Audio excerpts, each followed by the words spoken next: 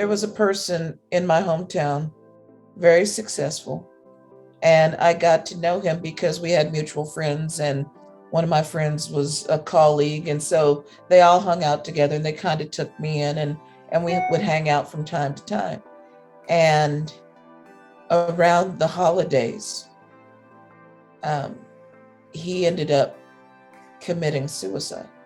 Like, he had purchased a brand new truck, and he lived in a nice area of town, and again, everybody's thinking everything's perfect because he's got this nice house, and he just bought a new truck, and the holidays, and we're thinking everything's going to be just great. And he got in this truck, and he ended up committing suicide in the truck that he bought. And from that point on, I've had to look at people differently. Not in a bad way, but in like, okay, what's really going on kind of way. Because you could never assume because somebody has stuff or because somebody seems like they've made it, that in all actuality that they're not hurting. Because we all hurt.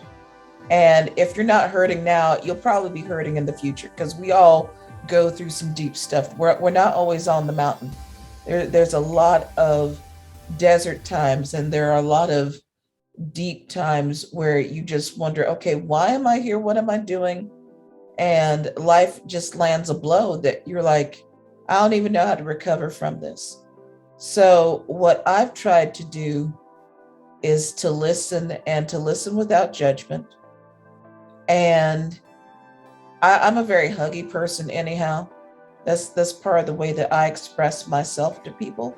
So I have been there to just be the one that when somebody cried, to be next to them and to hold them in that moment. Because you don't know. You really don't know.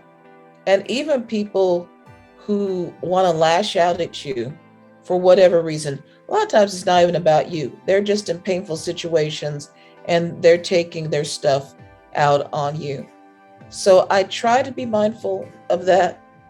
It doesn't always work, but I try.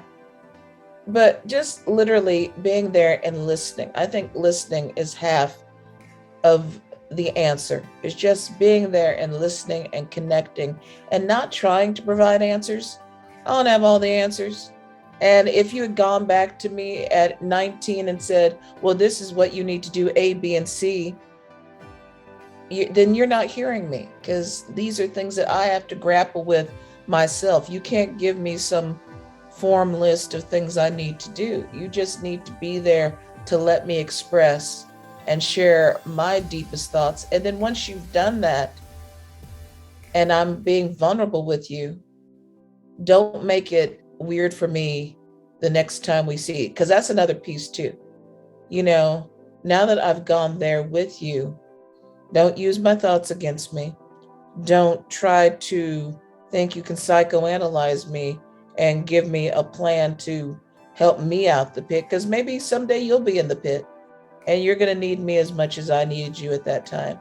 And don't let it affect the way that we are with each other, because it's deep enough to have to go there with people without them looking at you differently, like you're a flawed person, or and now you're just gonna be weak all the time. We all have moments.